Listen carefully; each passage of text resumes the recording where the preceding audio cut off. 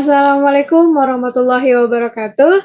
Hello, I'm Rosmala Listantina. So now I want to describing about word processing, chapter 3 of Track 2014.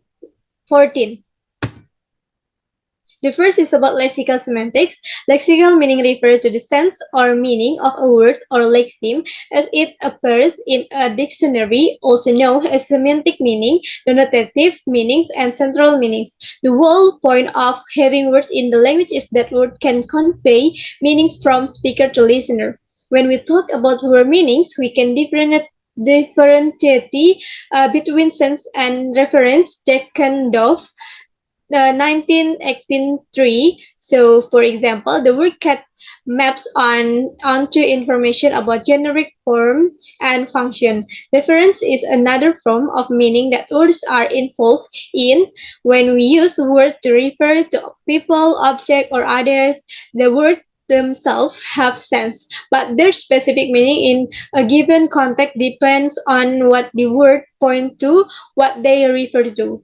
If someone wants to direct your attention to one of the objects, she needs to craft an utterance that refers to that object.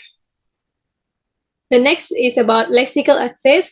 Lexical access refers to the set of mental representation and process that are involved in identifying which specific word we are hearing during spoken word processing or seeing during visual word processing.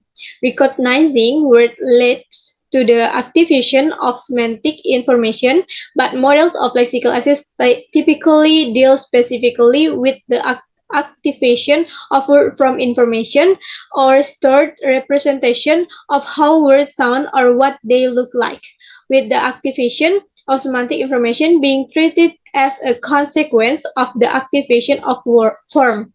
One of the principles of spoken word processing that constrains all theories of lexical access is that people are able to identify spoken words really amazingly quickly. In seminal work in this area, William Marston Wilson, 1973, employed a shadowing test to estimate how much time it took people to identify words. Okay, the next is about lexical ambiguity resolution. Ambiguity resolution is a central problem in language comprehension.